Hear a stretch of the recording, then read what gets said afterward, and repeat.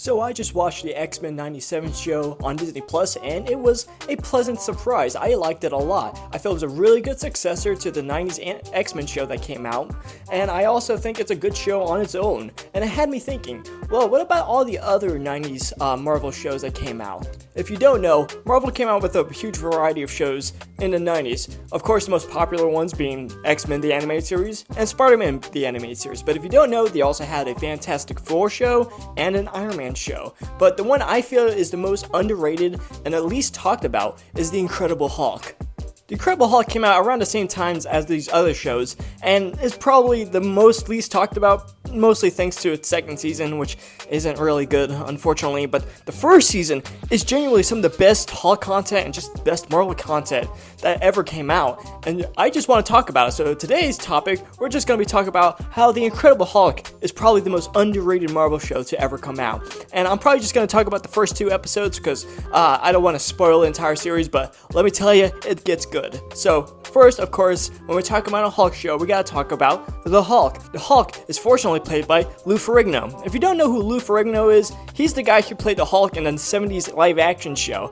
And when people think the Hulk back then, they usually thought this guy. So I thought it was really cool that they actually brought him in to voice the Hulk for the show. And honestly, he's pretty fucking good. To the point where whenever I think of the Hulk when reading the comics, I usually think of his voice. Now don't get me wrong, Fred Tatasciore, I'm pretty sure I pronounced that wrong.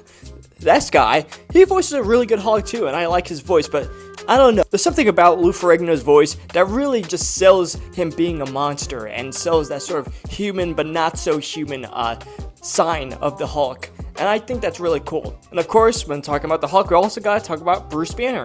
Bruce Banner is voiced by Neil McDowell. If you don't know him, he's a pretty well-known Hollywood actor. He's been in like a lot of war films and stuff like that. And he's really good. He played a really good Bruce Banner. In fact, he's so good that he even managed to voice him again in Incredible Hulk Ultimate Destruction.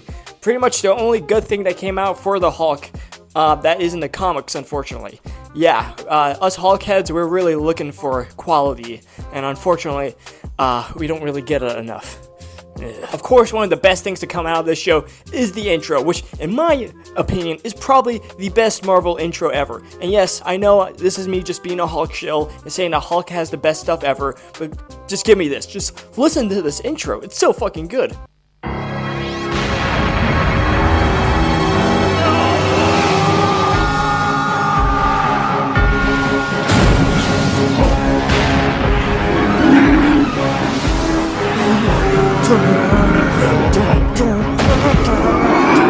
It's so fucking good, it gets my dick hard. But yeah, good intro, good start to a show. It's just a really good intro, honestly, and I love it. But let's get into the first two episodes. The first two episodes are a pretty standard Hulk story. Bruce Banner tries to get a cure for his Hulk disease, I guess you could say, and it doesn't go well because the military decides to be dicks and, destroy his laboratory, and then they put him in prison. But then he manages to convince the guys that, hey, I found a cure for my disease. You guys want to help me out? And they're just like, sure, why not? And they do that, but unfortunately, the leader, played by this guy, I forgot his name, which, by the way, he plays a really good leader. Whenever I think of the leader, I think of this guy right here because, I don't know, just the way he pronounces things and his, voice, and the fact that he says, "So says the leader," it just makes me laugh a bit. I think he's a really good leader. But yeah, the leader manages to stop the process. Bruce turns into a Hulk, and he fights a bunch of robots and stuff, and escapes. Also, the Abomination is here, and he fights the Abomination too, but that's for later. Also, I nearly forgot, Betty and Rick Jones are here. Betty, everybody knows who Betty is. For some reason, she is blonde in this show, which I don't really know why. She's usually brunette in pretty much every other thing she's in, so I guess that's a weird change they decided to do for the show. And of course, Rick Jones, the best friend of the Hulk, he hasn't shown up in, well, anything Hulk related other than this show, so, it's nice to see him here. I wish we could see you more, buddy. Sorry that nobody really cares about you. It sucks. But yeah, Hulk gets captured by the leader. The leader wants to suck all the Hulk's power and give it to himself because, you know, he's an evil genius and he wants to be strong. He doesn't want to be a nerd anymore. He doesn't want to be a weakling. You know what I mean? And so he tries to do that. It doesn't work out because the Hulk is just too fucking powerful for those machines. He breaks out, beats up the leader, beats up the Abomination, and then leaves. It's a really, really simple story, and I didn't really want to go too in-depth with it because I really want you guys to watch the show. It's just that good, honestly. Hey everybody, Future Elijah here. There are some things I forgot to talk about in this video that I'm going to talk about right now, and that is the storytelling of the Incredible Hulk show. I'm not going to delve too deep into it, but there are some things in this show that I really like, and that is the storytelling. The storytelling itself is actually very simple, very monster of the week sort of storytelling, where, you know, Bruce and the Hulk go out, they go into like a different state or a different city, and they fight a monster. Sometimes it's the Wendigo, sometimes it's something else, sometimes it's one of the leader's creatures. And, you know, it's very simple storytelling. It has a very easy A plot and B plot, and, you know, there's also a overarching storyline that goes through these smaller scale stories that go throughout the series that is pretty well known throughout most of the Marvel animated shows. But what I like about these simple stories is that it gives a lot of character and it gives a lot of nuance to the characters in these stories. One of my favorite stories is with the aforementioned Wendigo, where the Hulk fights the Wendigo, and it's actually really good. There's this little boy character that he makes friends with, and, you know, they talk and stuff like that, and it's really interesting. It's a really cool episode. I'm not going to get too deep into it because I really want you guys to watch it, but it's really good. He also has like a lot of team ups. Like, he teams up with like the Thing from the Fantastic Four. He teamed up with Thor in like one of his first animated appearances, and this was a really cool version of Thor back when Thor was actually cool. And yeah, it's really good. The storytelling is very simple but very thematic, very thematically complex. And, you know, it goes a long way with this type of storytelling. And once again, I wish the MCU could do this, but unfortunately, that just isn't the case because the MCU just doesn't understand nuance, apparently. But yeah, that's what I want to talk about that I nearly forgot. Back to the regular video. The animation is surprisingly really good, especially from the 90s. It's really fluid. The action, you can actually see the action, and it really is good. And the storytelling is surprisingly really dark for a kids show. And I know that's not saying much considering X-Men and Spider-Man were out during that time too, and they had some pretty dark shit that they wrote about in those shows. But I feel for this, they really went deep into this show. Like, there's some surprising elements in this show that I think anybody would be surprised with when they watch it. Of course, there's some lighthearted moments, but that's only for like one character, and that is Rick Jones and Gargoyle, this little Russian troll thing. That's Gargoyle. If you don't know who Gargoyle is, I wouldn't really be surprised. He only appeared in like one issue, and then he fucking died, and that was all the way back during like the first few issues of the Incredible Hulk. So I guess it was pretty cool to see him here for guys who have read the Hulk comics, though I don't know why he's a recurring character since, as I said before, he liked the second issue or so. So yeah, but you know, cool to see you here too. And of course, the leader, who's like the main villain, is also really cool. I already talked about that. I like that he just rides the line of being funny and being somewhat menacing, and I think that's a really good balance for the character because he is a giant egomaniac, but he's also really fucking competent.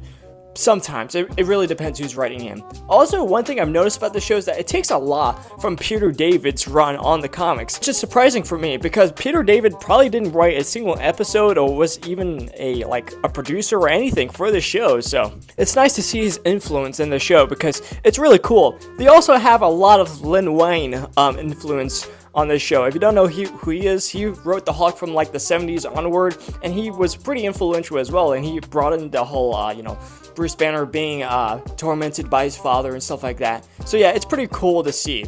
Honestly, this entire show is just really fucking cool. As I said, the animation, the storytelling, the acting, it's all really top tier, and it's really what made the 90s Marvel cartoons so good. And it's also really depressing that this is probably the last good Hulk concept that we ever got, because after this, we got the movie that had some good intention, but really bad execution, and then the MCU came and just fucking ruined him. If you don't know, I made an entire video on that, which, by the way, thanks for watching it. It's my second most viewed video, so thanks a lot, guys. Make sure to watch this one as well. But yeah, it's really sad that this children's cartoon for fucking 5-year-olds is a way better Hulk representation than a movie made for like adults and teenagers. That's just really fucking sad. Of course, as I said before, Neil McDowell also voices Bruce Banner and Hulk Ultimate Alliance, which is also like the one last good thing about the Hulk when he wasn't taken by the MCU and utterly fucking destroyed. By the way, I'll probably make a video on that because this video game is really fucking cool. Like, the amount of stuff you can do here is amazing. The story, but we'll get to that later. But yeah, really good show, and I really loved it. It's probably my second favorite Marvel anime show ever. Of course, Spider-Man will always be at the top because that's the show I know the most. But this one is really, really fucking good. I would say it's probably better than the X-Men show. And I know what you're gonna say, Elijah, you're just saying that because you're a Hulk fan and you don't like the X-Men. You're just a giant Hulk shill. And I would say, yes, I am. I love the Hulk, and I'm just so tired of him being fucking destroyed all the time throughout all the media. So, you know, when I do see something good that came out for this character, I'm gonna say it's good. And this is really fucking good, fortunately speaking. Again, only the first season though. The second season really drops the ball. They really tried to get more influence from the Peter David run by bringing in the Grey Hulk, but unfortunately they also brought in She-Hulk. Now, don't worry, she's actually a really good character in this show. She isn't the fucking weirdo abomination that came out from Disney Plus, but it's really kiddie, at least especially compared to the first season, and they don't really do a lot with the Peter David influence other than bringing in the Grey Hulk. So yeah, that was super disappointing. But yeah, overall, I really recommend this show. I recommend anybody who's a Hulk head or just people who really like good Marvel shows to, you know, watch it. It's on Disney Plus, both seasons. I don't recommend the second season, but definitely recommend the first season. And yeah, that's pretty much it for today. Like, comment, subscribe, and tell me what you want me to talk about later, and I'll see you next time.